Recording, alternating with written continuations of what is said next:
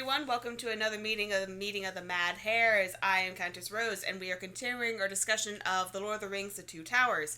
I am joined by Grumpy Cobalt Hello. and Rusty Helm. Hey, y'all. Where we last left off, we had just survived the Battle of Helm's Deep. Gandalf came riding in at the last possible second, as is his forte, and now we're on the road to Isengard. Who would like to start this evening? I I Uh, I, per I personally love it that the first thing that when everybody groups up after the battle, it's like Gimli comes up and the first thing he says, 42. 42, and that bugger dented my axe.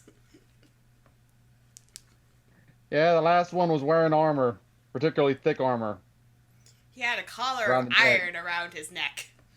How dare he? Ugh. It's like, I know, Grumpy, you were talking about, like, last time how you got goosebumps listen, reading the int section. I got a little bit of that forte. Wasn't goosebumps. It was more like just, I could listen to this for hours feeling of when they were leaving and they were on the road and Legolas and Gimli were chatting. When Gimli was sitting there fawning over the caves at Helm's Deep, I'm just like, I love this. I don't know why I love this, but I love this so much. I loved it. I loved it when, they kind of look at each other and be like, I'll go to the caves if you come to the forests. I'll go to the forest if you come to the caves. Deal. And that is the peak of true friendship. Not understanding what your friend is so hyped about, but willing to be there while he's geeking out. Because they're totally Uh, different, but they respect each other's sensibilities and cultural differences, because elves like forests, dwarves like mines and caves. Yes, Legolas and Gimli, the dynamic duo of Lord of the Rings, next to Frodo and Sam, of course. Yeah, but we have had no Frodo and Sam so far in this book, hence why I'm geeking out over this. And I really enjoyed, like, the section where, Legolas, because I think in his brain, when he thinks dwarves and mines, he's like, oh, they're just going to mine the shit out of this thing, and it's like, maybe you shouldn't tell your, people about this place. They might strip it bare. And he's like, oh no, we would never do that to these mines. We would be like almost artisans and caretakers of it. I'm just Practically like, almost turn it into a museum, practically. yes. It would be like a holy site almost. Mm-hmm. And I was just like, I could listen to this. And this is like another example of Tolkien being able to write pages of descriptions and it not feel like tedious. I'm probably just going to go back to this one section in the book later and just listen to the audiobook of this description for it. I loved it so much. Yeah, it really provided good development for both characters. Mm-hmm. The compromise, Legolas doesn't understand caves and Gimli is very uncomfortable around trees, but they're willing to compromise to, have a good tour of the landscape of what the other is passionate about. They respect each other, and I enjoy that respect. They don't get each other sometimes, but they do respect each other, and that is, I think, peak example of a well-developed character and also someone of high emotional intelligence. Mm-hmm. I agree. Yes. Yep, same here. But we get back to the traveling. What was the next thing? Well, they do get to Isengard finally, after everything's already over. It's like we got the big battle last week. And then we have to listen to the entirety of the Ents onslaught of Isengard through third person. I know. I was like, oh, okay. You know. It's like, Tolkien, what is your problem of actually doing active fight scenes versus having a character retell a story of said battle? Because he did it in The Hobbit. The last major battle. Mm-hmm. It was like third person, like... I'm trying to remember, because that's been a couple years at this point. But yeah, another example of major battle, we're getting someone telling us about it. I wonder why that is. I don't know, it's just like, it seems to be a common thing with his writing style. But like, we know he can do battles, he did Helm's Deep. Yeah. Well, let's see. Maybe it's because the battles that he just kind of does third person, maybe they're not, in his eyes, they're not quite as, like, you don't need to know. Like, maybe Helm's Deep was a lot more important than the others, so therefore it got a whole chapter dedicated to it. Maybe. Well, like, the Ents War almost got an entire chapter to it. It was Fletsum and Jetsum. Yeah. But it was still, let me see, Fletsum and Jensum, that's later on, that's later down. That's the next chapter after the Road to Isengard. Yeah. Who knew that we would be getting a Little Mermaid cameo in this book? I've always wondered where those names came from. Yeah, no, I first saw that, I was like, that looks familiar. Why does that look familiar? Wait a minute. Aren't those Ursula's eels? Oh my gosh.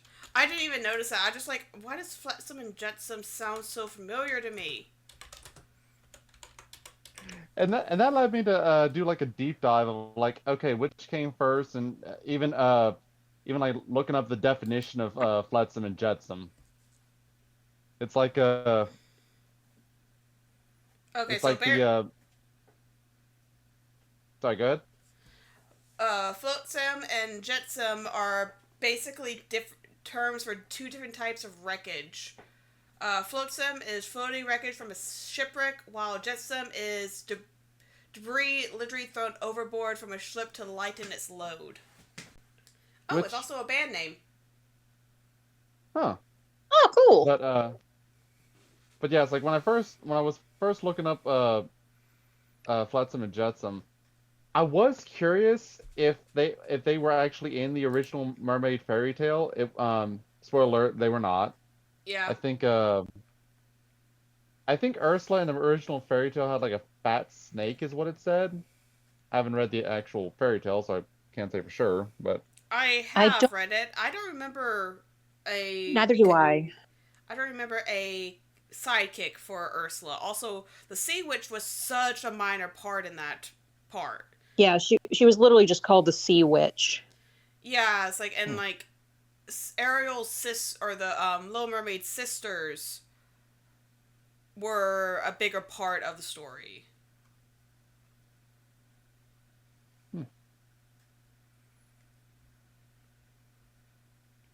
But yeah. Flotsam and Jetsam were Disney originals, for at least the characters were. Yeah, it was a fun little dive fun little detour that I had from the book. Mm-hmm. But going back to this page, the part that just had me cackling was the moment that the group met the two door wardens, Meriadoc, son of Ceradoc, and wait, did he give his name? Peregrine, son of Paladin, also known as Merry Pippin. Oh yes, because they had to show off for the king, one of the men's kings. Yes. Well, like they were doing what Treebeard asked them to. Oh yeah. Oh, and Gimli's response was pure gold. Yes. I mean, to be quite honest, I'd be kind of pissed too. I'm running to complete exhaustion for days, frantically wondering, are my friends alive or dead? We were kind of taken, supposed to be in charge of them in a way. And then there they are, just stuffing their bellies and smoking smoking on their pipes. And I'm just like, you sons of guns. I actually want to it's like read this section from Gimli, if you will allow me as such. Please do. And what about your companions? What about Legolas and me? Cried Gimli, unable to contain himself longer. You rascals, you woolly-footed, wool-padded truants. A fine hunt you led us on. 200 leagues through fen and forest, battle and death to rescue you. And here we find you feasting and idling and smoking.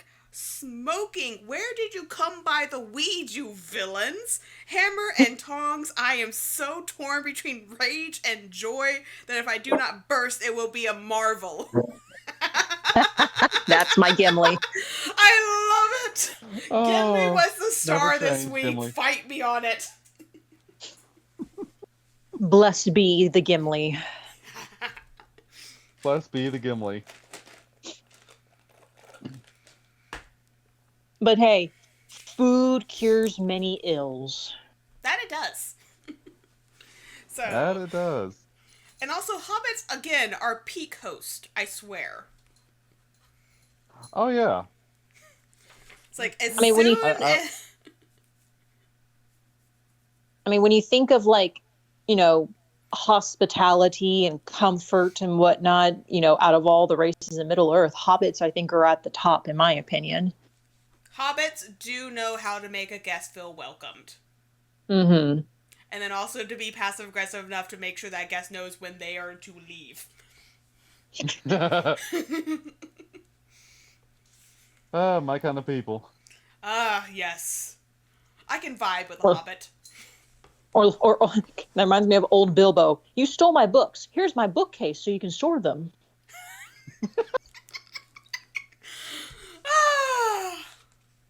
Just God rest Bilbo's soul. savage. Savage, yes. I swear, if they had left that part in the movie, the actor who played it would have been so wonderful.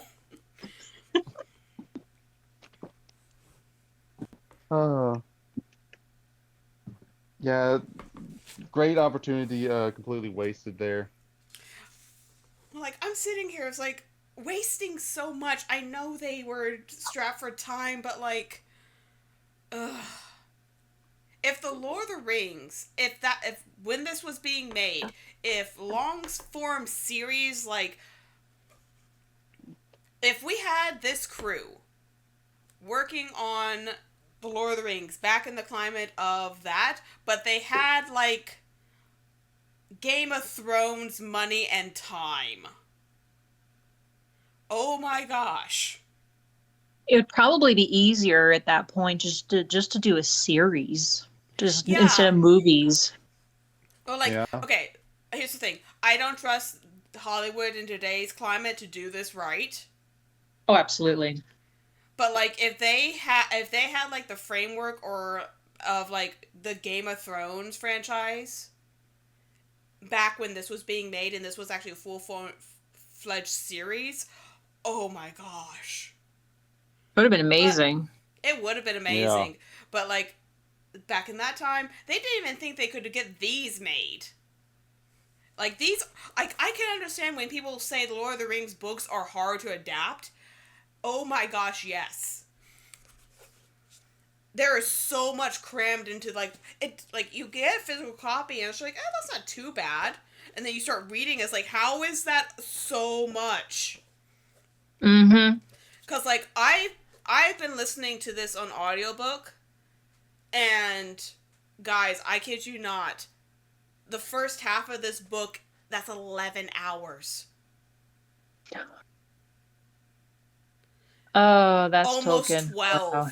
Almost 12. I'm sitting here listening to it while I'm at work, and I follow along in my physical copy while I'm listening, and I'm sitting there for like 20, 40 minutes saying, okay, time to flip on to the next thing, and I'm skimming to try and find where I'm in the audiobook, and I'm like, I've only gone through 2 pages? The hell? Oh no. Yeah. And I'm just like, okay. But yeah, first half of this book, I just finished a audio book section of it off of YouTube. It was 11 hours and 56 minutes. Oof. Oh wow. And that's only half of this thing. I'm just like, how?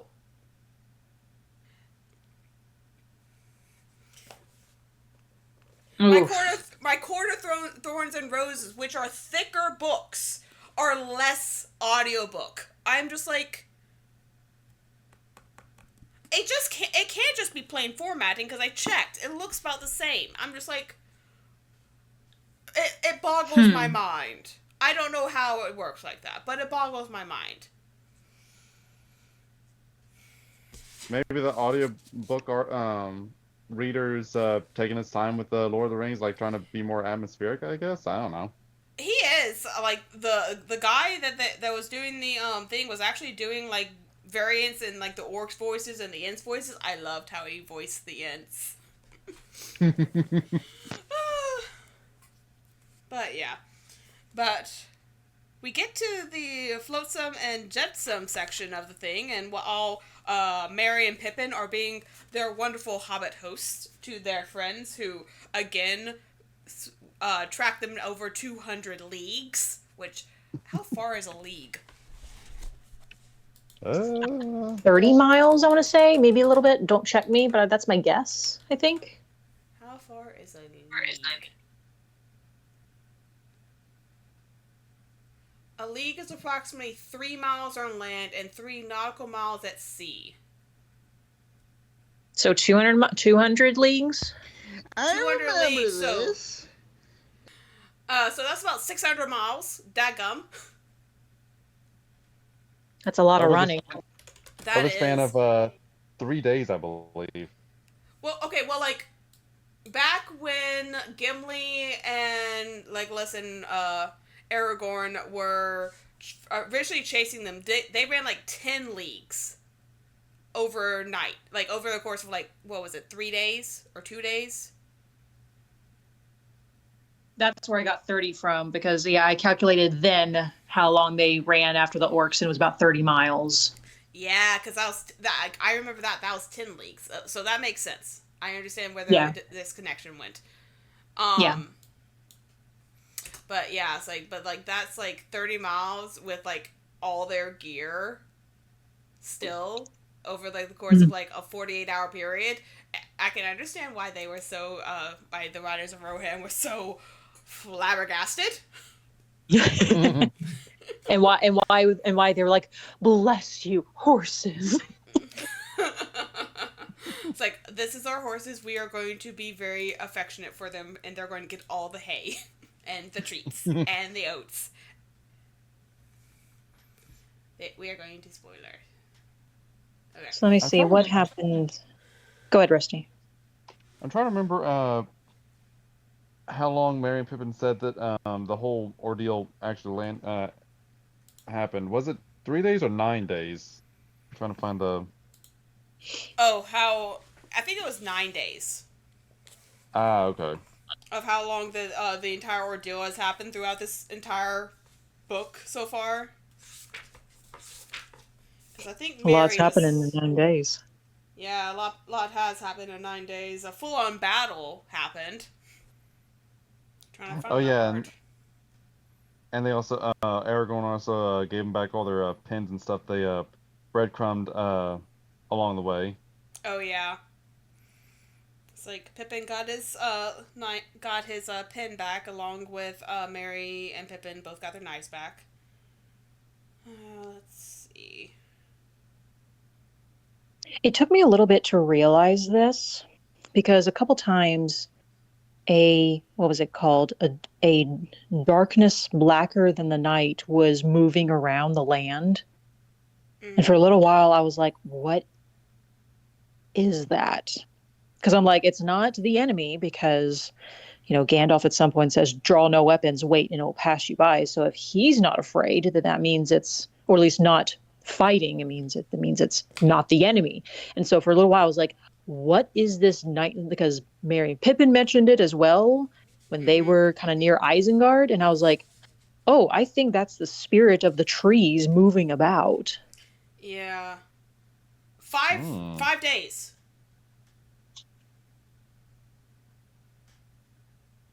Hmm. So yeah, it's like 600 miles in 5 days total. I think so.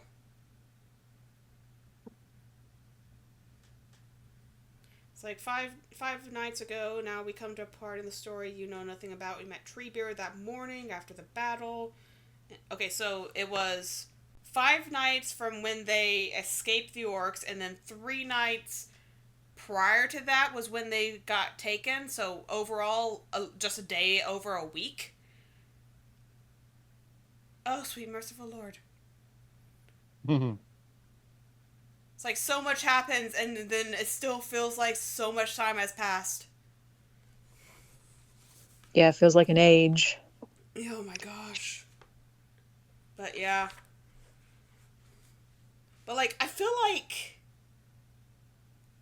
because in the movies we see the whole attack, quote unquote, when it's happening with Merry and Pippin there, and it was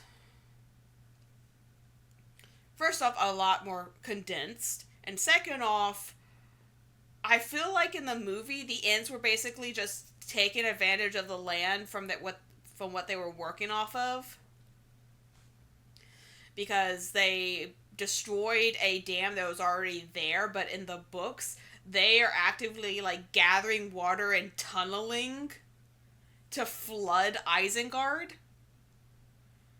And I'm just like, I love Treebeard. He's a calculating genius, but you also have to remember he's like the oldest thing in Middle Earth. Oh, there's one moment later on where it's like all the ants are like raging to beyond like what anybody thought was possible, and then Treebeard just like calms them down, but not to the point where it's like they're, I wouldn't say calm is the right word, but it's like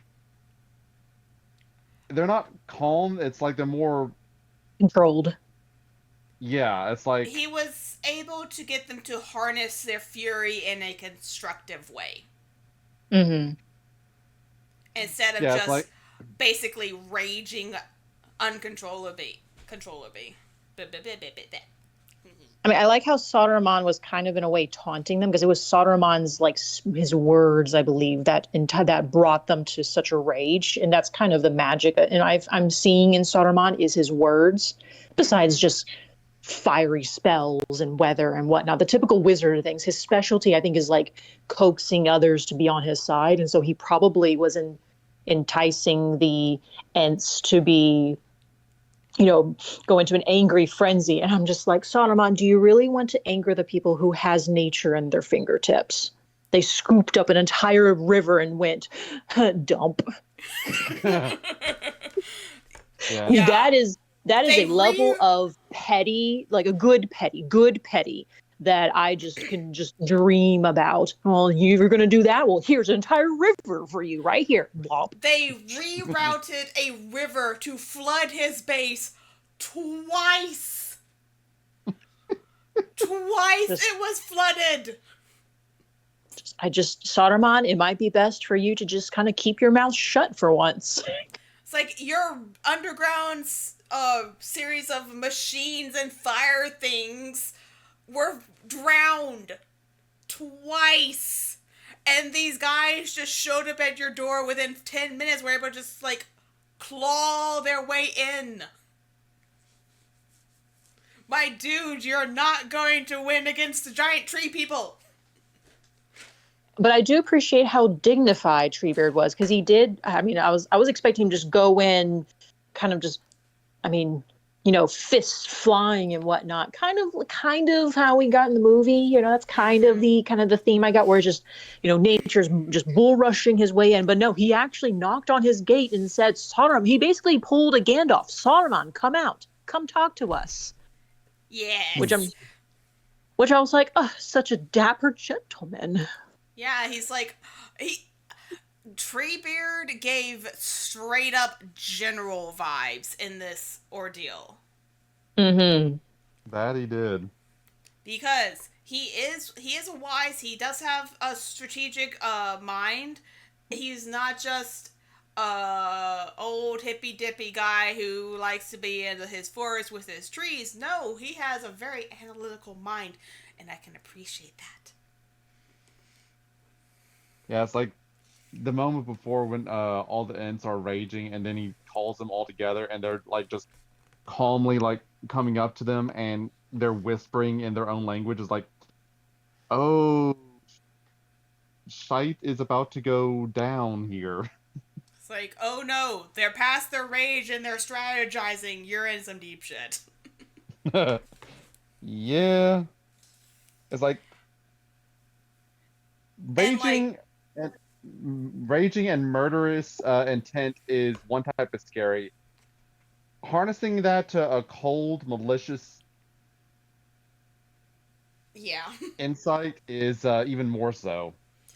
Oh, and like when Treebeard came back to where the hobbits were kind of chilling, and was just like, hey, y'all probably need to like move to a different area because this is about to probably get flooded. And then he just starts tearing stuff down just for funsies after that. Like, I'm just like, I love this. Oh. Oh my gosh, my first thought came to Randy Fellface and Morgan. One more time? Randy Feldface with the story of Morgan. The bookshelf from Gumtree. Oh, okay. where it's like Morgan kind of lost it. Where it's like yes. where he was starting to tear up the mailbox, and Randy was like, "You okay?" And Morgan's like, "Yep." and just continues to go about his destructive path. It's like, okay then. Morgan just strolls over to like an upright mailbox on the front lawn and just starts trying to wrench it out of the ground, just really putting his back into it. I'm like, you okay, buddy? He's like, yep.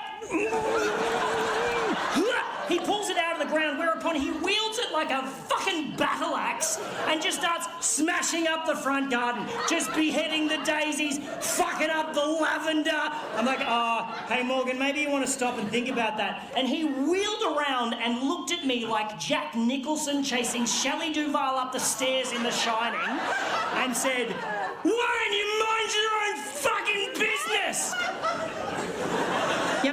Yep, cool, man. Yep. But continuing on, after we get the whole how the Ents kicked Saruman's butt retelling from Merry and Pippin, everyone joins back to try, and I don't fully understand why Gandalf was trying to, I guess, give Saruman a redemption arc opportunity. But I mean, he said himself that it wasn't likely, but he was just like, you never know. Well, I think it's just like I don't know if nostalgia purposes would be right word to use, but Gandalf and Saruman was Gandalf's mentor there for a while, so could be like for old time's sake, just give it one more college try. Well, I mean, it's like it's strategy, Saruman. Because in order to walk out a free man out of that tower, he had to give up his key and his staff. But he still is intelligent. He is still wise, and he still has some abilities, or at least the items he has in that tower are very powerful. So he would have made a very powerful and useful ally. And so Gandalf was like, what not? Why not? What do I have to lose? if he says yes, great, fantastic. If not, well, he's basically at the mercy of Sauron, who he tried to cheat out of the ring, who is going to give him, hell. So it's, why not? And I kind of get that. Why not? There could be some shred of hope that he would pull his head out of his butt, but you never know. So. Also, just a quick note, a little bit before this, I believe Wormtongue was also thrown in the tower along with them. Yeah. Oh yeah, I forgot about that. Gandalf shows up, has a conversation with Treebeard, then leaves to get back in time to save everyone's butt at Helm's Deep. And then Wormtongue shows up to try and get in, worm his way in, pun intended, into Saruman's, court at that point, to have some protection. And then he's and Treebeard's just okay, well, I'm in charge here now, but you can go hang out with Sauron if you want. You just have to swim there. But I can't swim. And It's not that. It's not that deep, and I'm sitting here, it's Treebeard, to you, it might not be deep, because, literally, you're, 14 feet tall, and that was kind of confirmed later on, even though the wiki quotation was several chapters off, by the way. I mean, Grima then kind of sees the devastation of Isengard, and then he tries to weasel his way back out.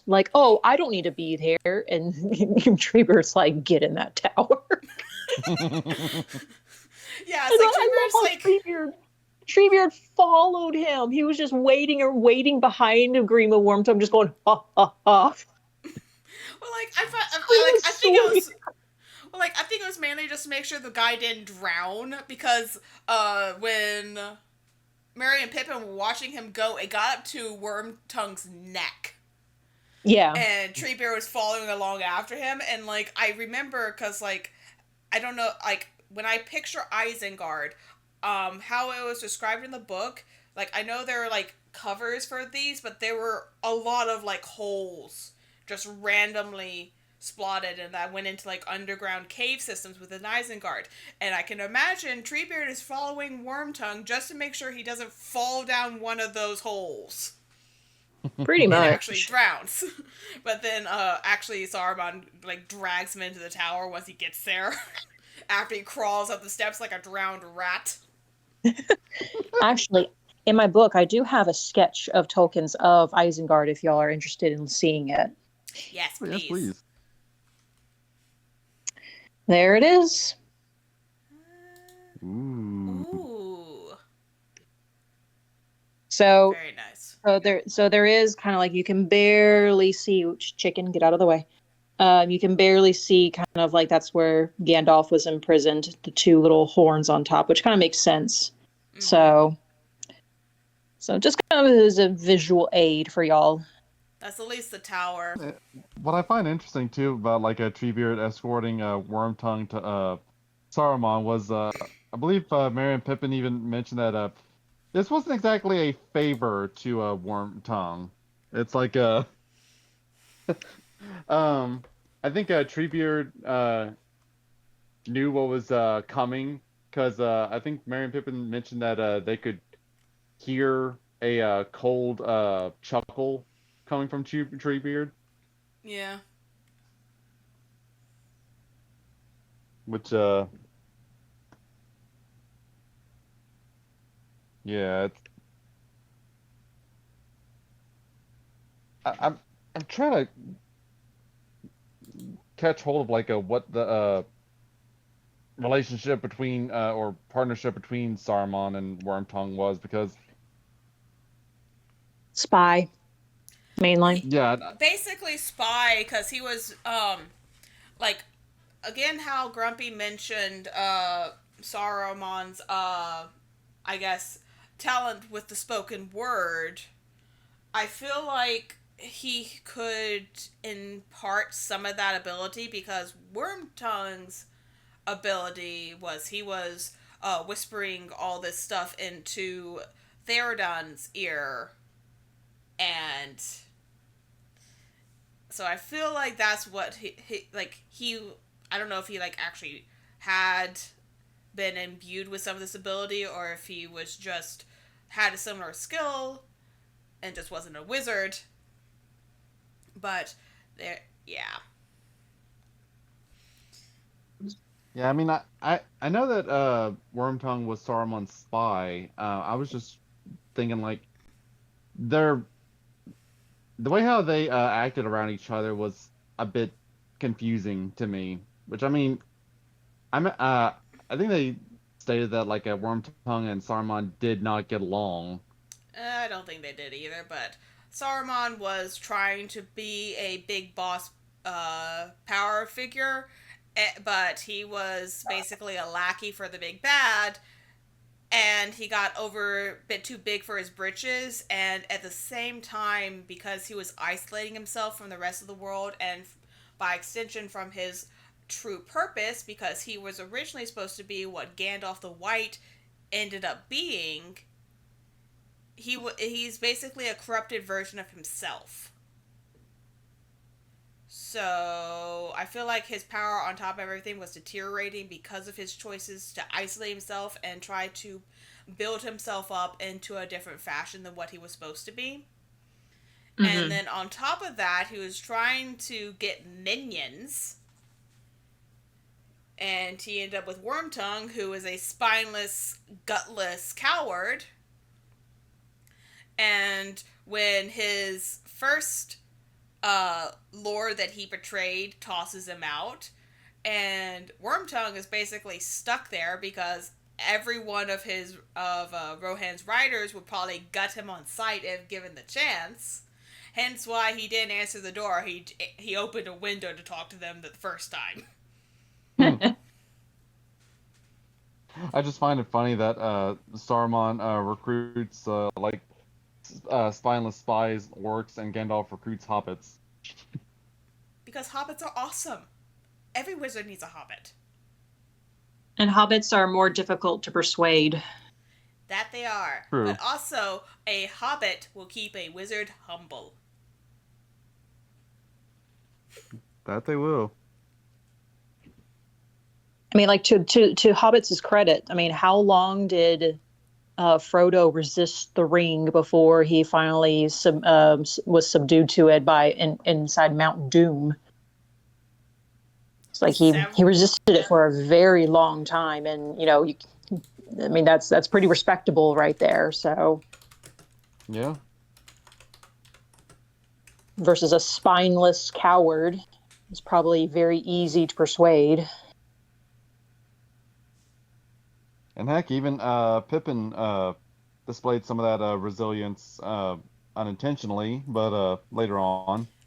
Frodo had the One Ring for a total of 17 years and 6 months. 17 years, it was hidden away in Bag End, while the actual travel time apparently is 6 months. So actively wearing it all the time for 6 months, he was able to resist it.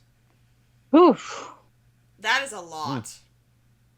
Mm-hmm, while the ring is actively, desperately wanting to be found. Mm-hmm.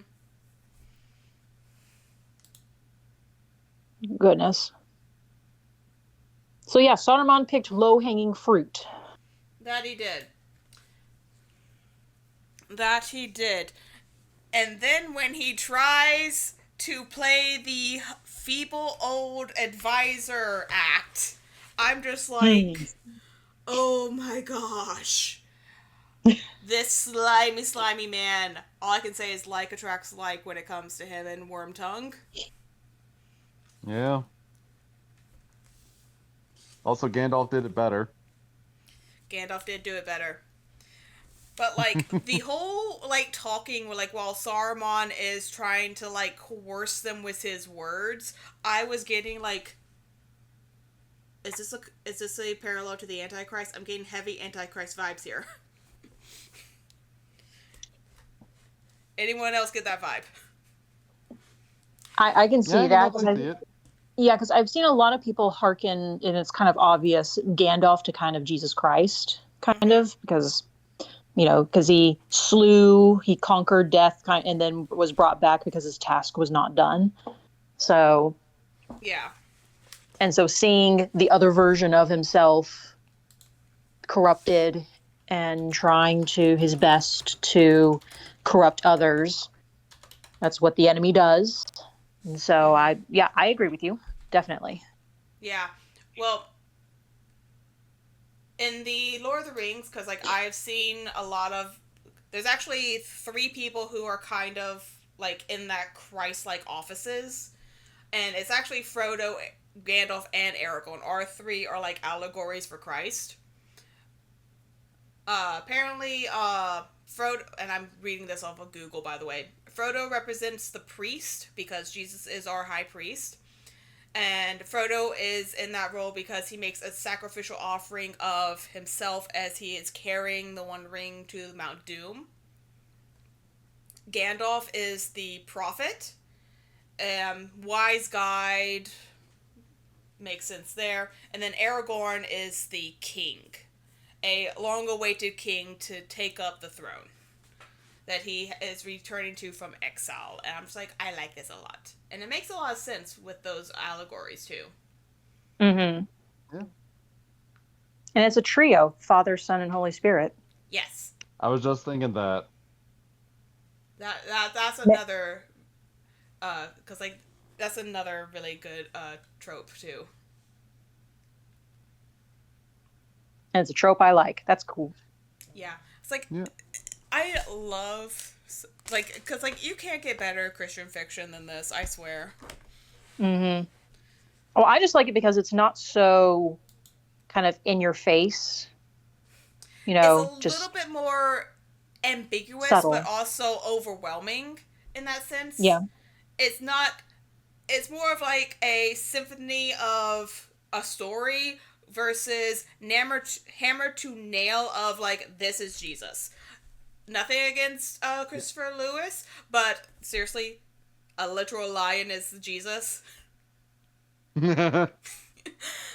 Yeah, it's like this is a it's like it's a story first with teaching undertones to it. Mm-hmm. It's like I love Christopher Lewis. I probably am going to be reading his stuff next, but I've been reading some other of his stuff, his theological work. Would highly recommend. Also, screw tape letters. Those are a thing, and oh my gosh, that made you think. Oh, I love the screw tape letters. Mm-hmm. Affectionately, your uncle Screw Tape. So I like, back to the book, I liked how Gimli was like, because, Theoden and Gandalf say, my nephew's going to come with me, Aragorn's going to come with me, and Gimli is like, Legolas and I represent our races in this setting. We will come too. And also, I just want to see if you or Sauron look alike. It's like, Gimli.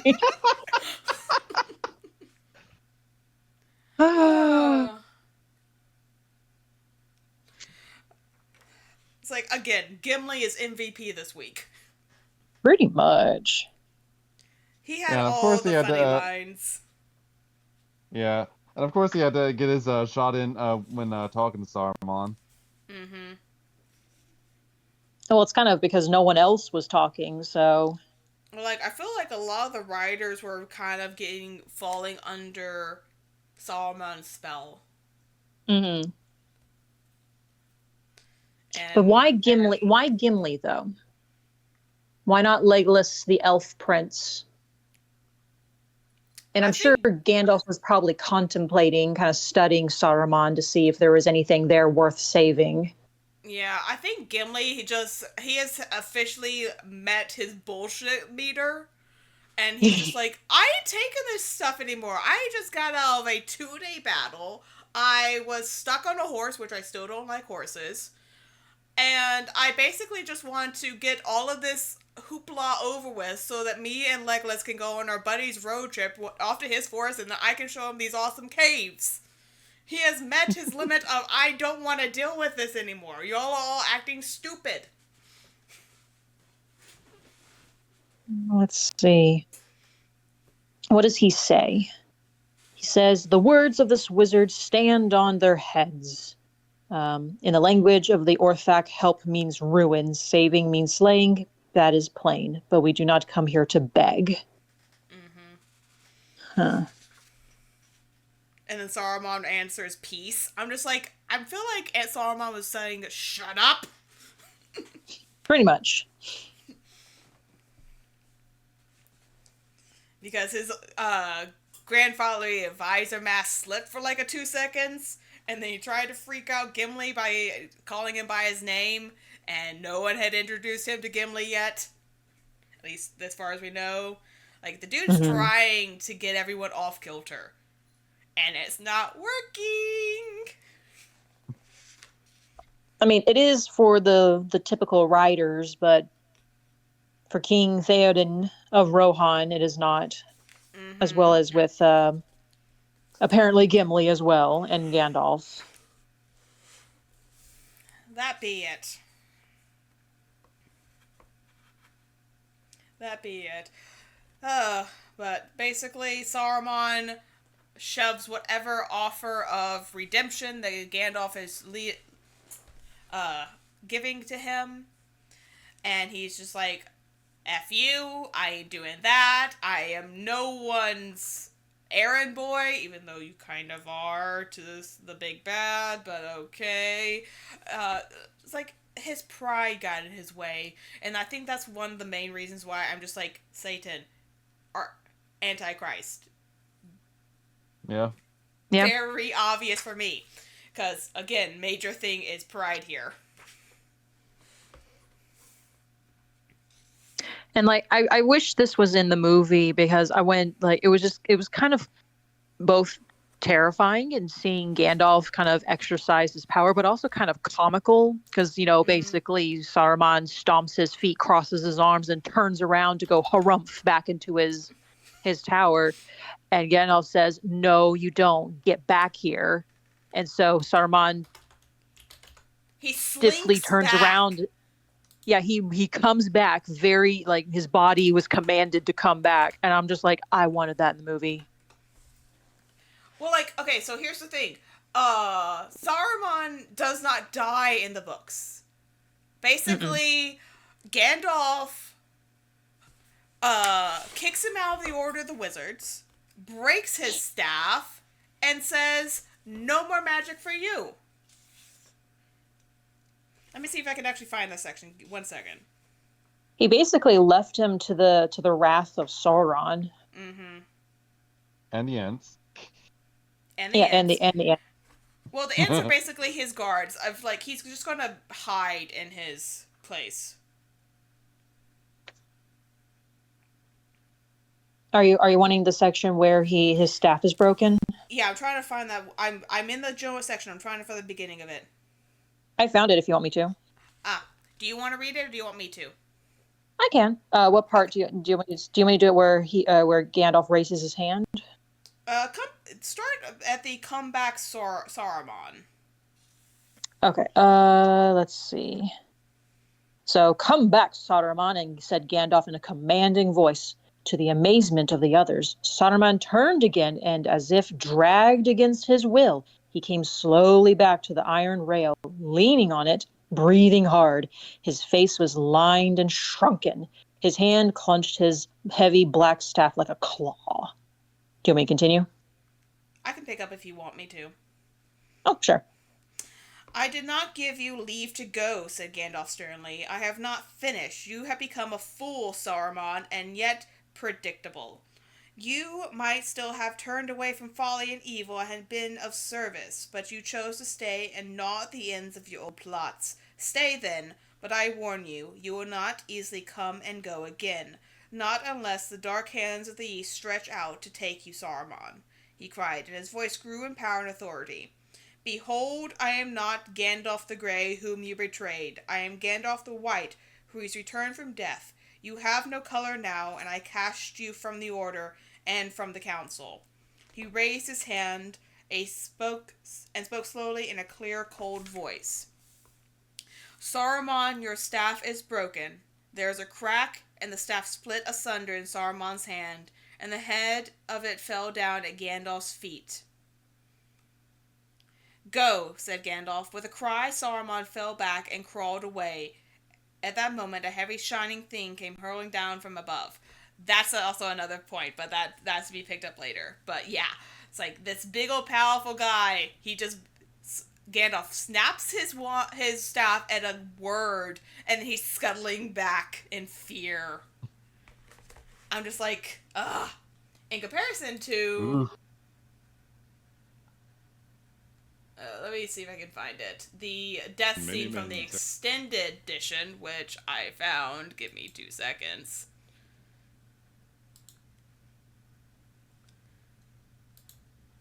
It also kind of crossed my mind, like the parallel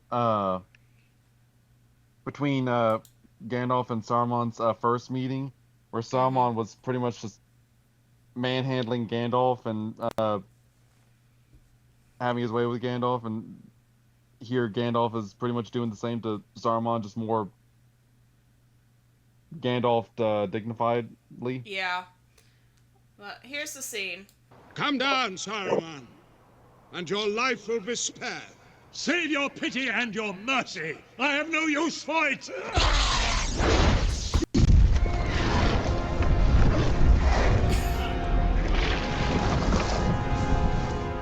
Saruman, your staff is broken.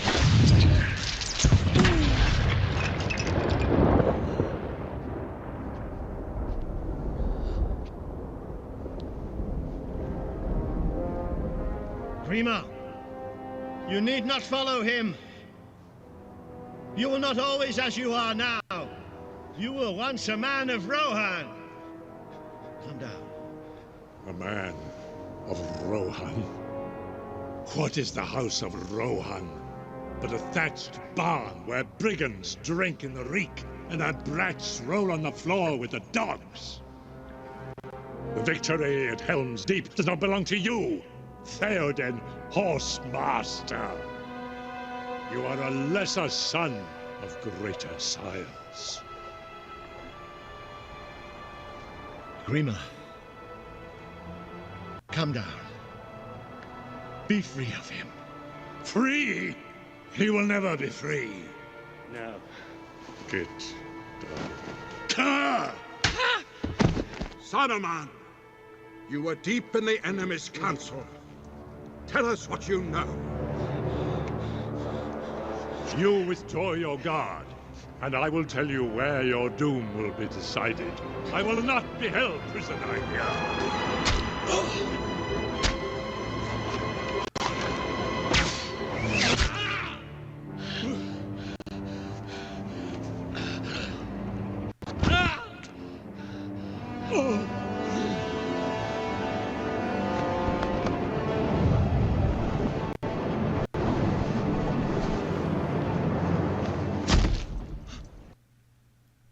Yeah, very different in the movies.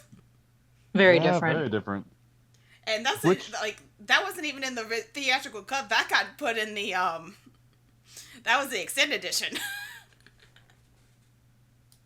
Which, a funny little fact that I remember hearing was they were doing an interview with Christopher Lee, and that scene where Saruman is stabbed. At first, the director was wanting him to like cry out, like in pain or whatever, and Christopher Lee, being a military, being former military, was like, "No, when you're stabbed like that, you don't cry out." And it's like he was very adamant about that. It's like, yeah, he was in World War II. Yeah, that he was. It's like I remember that tidbit of information. And I think it was like also, it's like, yeah, the sound's not right either. It's like, it's more of a thunk. And it's like, you just have to be like, he knows because he saw it and or did it. Dude, yeah, war is hell. Yeah. Yeah, it's like, best not argue with the expert on this matter. It's like... Christopher Lee was like the perfect guy to play Sauron too. Oh, I know. Even in the book, it was like when they were describing his face, like his face and his voice, it's like Yeah, no, that's describing Christopher Lee to a T. Yeah. Because, like, also, like, wasn't, like, Christopher Lee, like, the only person to have met Tolkien in person? Yes.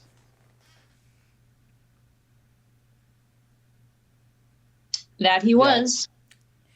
Oh my gosh. Christopher Lee was just, like, had so much main character energy. It's, like, insane. So basically, Grima trying either to hit Gandalf or trying to hit Saruman. We're not explicitly told who. He threw down the, what are they, like, they're kind of seeing stones, kind of. Basically, what Saruman held out in the movie, the little ball of stone. yeah. I was trying to figure out what Oh. Wormtongue threw down. Oh, he threw down that, orb thing that, Saruman held up in the movie version. Yeah, they're basically kind of like Seeing stones. magical. Yeah. They're kind of like magical telescopes to see out in the land. And I think Sauron managed to have found one, and so that's kind of how he kind of got in contact with Saruman, because Saruman, I think, also obviously had one as well. Yeah, that's how they communicated with each other. Mm-hmm.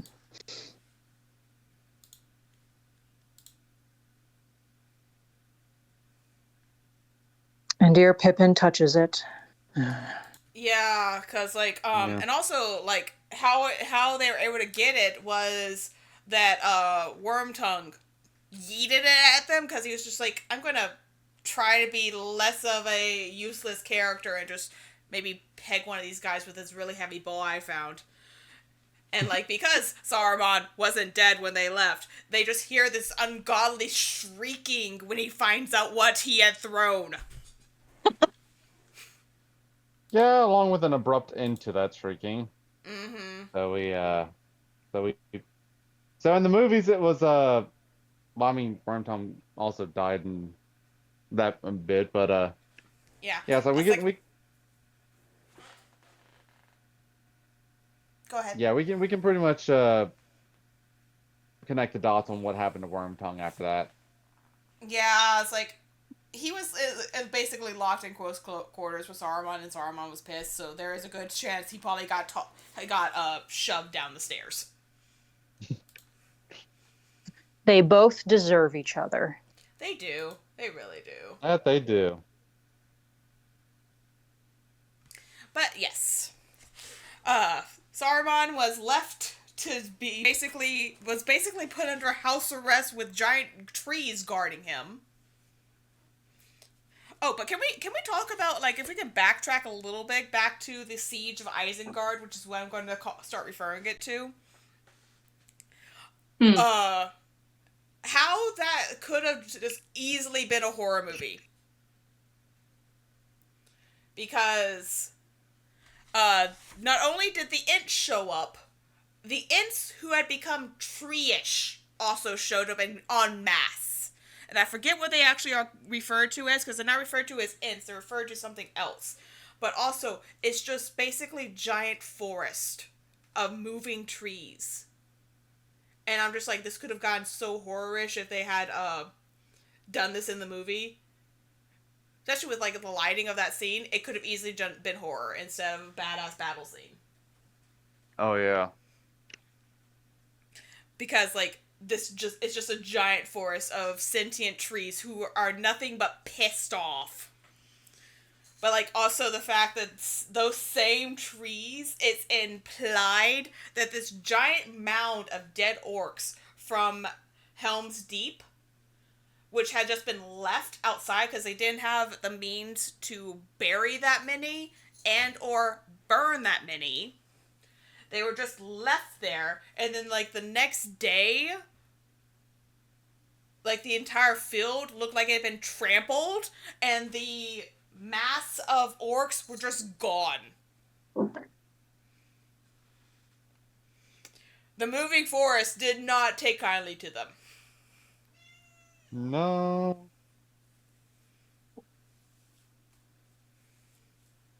Yeah, they're pretty terrifying.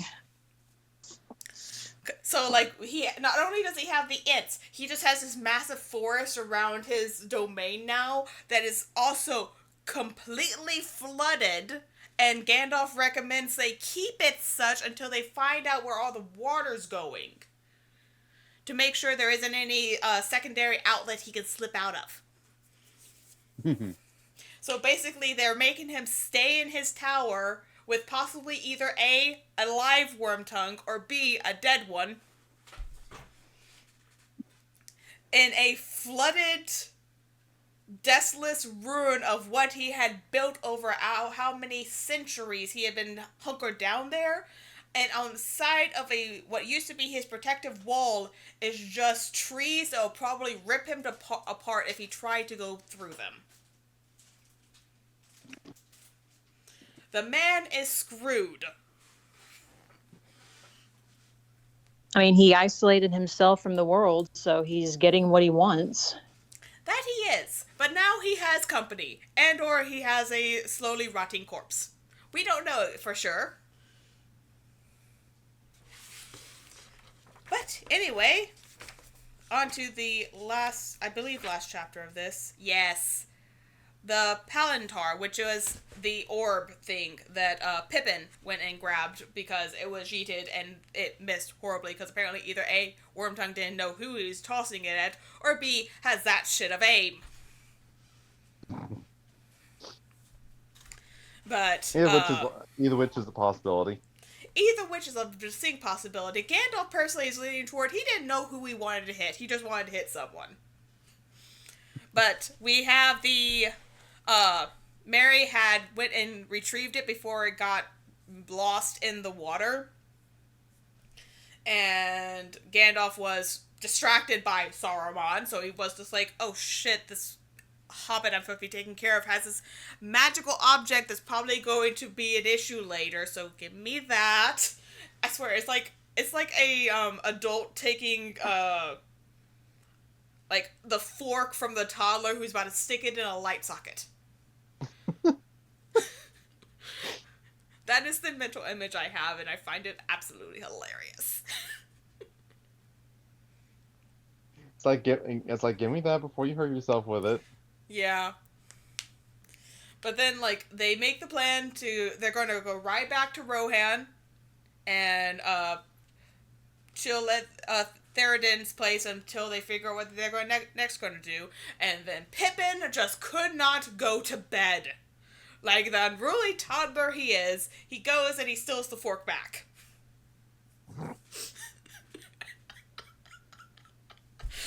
Oh, that and he analogy goes on. works so bad. Well, I actually have a picture for this very event that happens. For people who don't know, he took it and basically got turned almost inside out by Sauron, trying to be like, excuse me, who are you?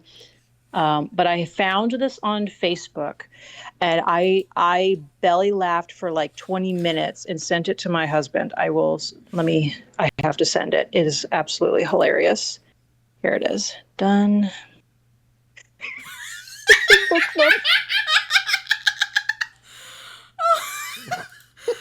he did regret. Oh my gosh.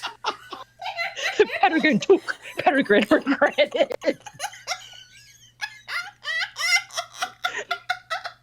I thought that was perfect. Oh my gosh. I'm so happy we're doing a visual aspect now because that meme is getting put in right now. Peregrine did regret. He did regret very much so. He regretted big time. Oh All my the gosh. regret.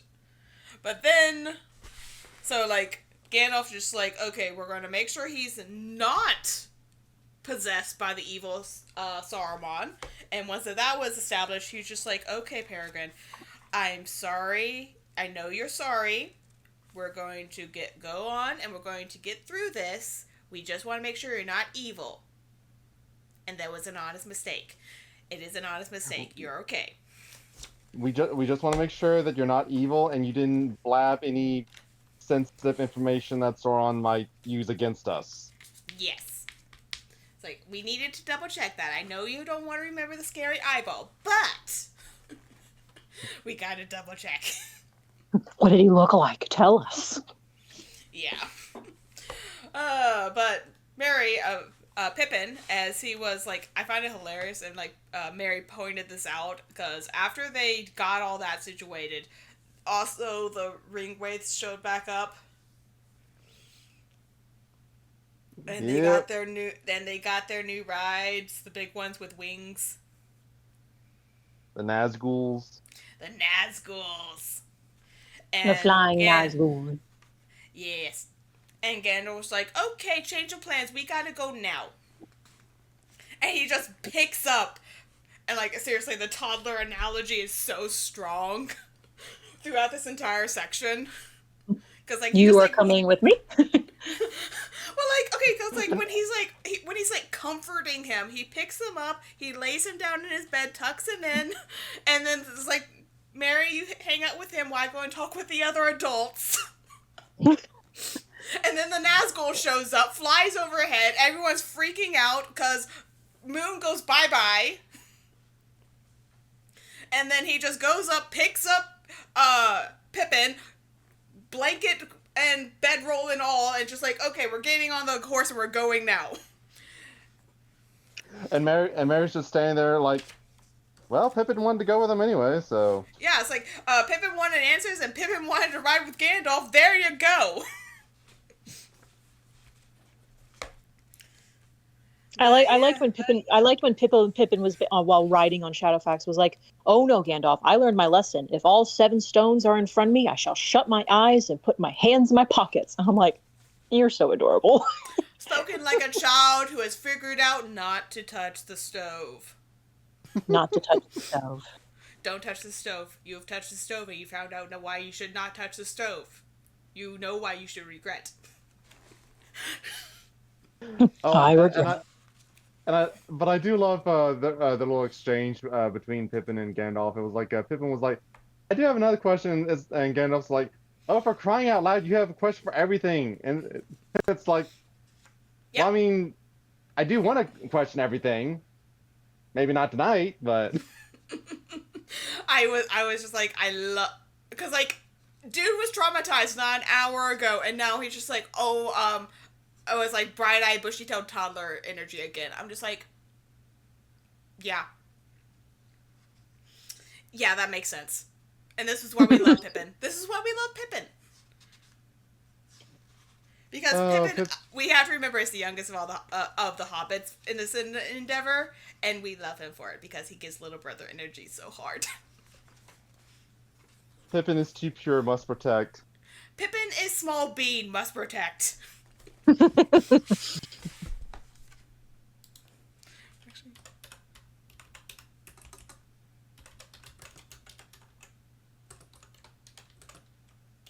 Yeah, they ride off into the sunset towards Gondor, far away.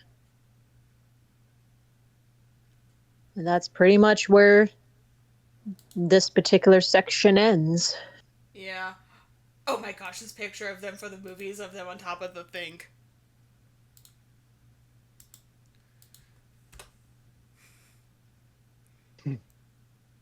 Yep, that's accurate.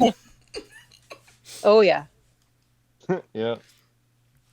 Okay, and that is the end of the book 3 in the second novel. On to book 4. Let's see. Taming a Smeagol, for sure. The Passage of the Marshes. Let's see. I do want to read this little bit between Gandalf and Pippin. It was just so funny. Oh, go for it. Like, it's like Pippin was talking about the taking the stone. It's like, I wish I'd known all this before. I had no notion of what I was doing. And Gandalf's like, oh yes, you had. You knew exactly what you were doing. But here's the bit with the questions. It was like, mercy, cried Gandalf. If the giving of information is the cure of your inquisitiveness, I shall spend all the rest of my days in answering you. What what more do you want to know? The names of all the stars and all of the living things and the world history of Middle Earth and over heaven and of the sundering seas? Laughed Pippin. Sorry, I got those two mixed up. Of course, what else? But I'm not in a hurry tonight. It's like, I I'll want to know spare you everything. tonight. It's like, I just have one more question. I was like, I want to know everything, but not tonight. I'm good. Okay. So how are we feeling going through 3 chapters? In my book, that's just shy of 50 pages. That would be the taming of Smeagol, them going through the marshes, and the Black Gate is closed. Yeah, I'm fine with that. So that'll get them to like the Black Gate, and then their long-about way of getting around it. So, are we stopping at the Black Gate, or are we stopping at chapter 4? We are stopping at chapter 4. We're going to be reading through the Black Gate. Okay. I'm going to be stopping at the beginning of chapter 4 of Herbs and Stewed Rabbit. But yes, I look forward to Smeagol being back and being a little bit more prominent character than just someone to play riddles with. Indeed. Indeed. But that will be all for this evening. I hope everyone has had a wonderful time. We will be picking up next week, and then the following week we're going to be taking it off because I'm getting married! Woo! Yay! Yes, and these wonderful dorks are going to be there, so I look forward to seeing y'all in 2 weeks. Looking forward to it as well. Yay! Okay. I hope everyone has a wonderful rest of your week, and we'll see y'all next time. Bye-bye! Bye. Bye, y'all. Bye.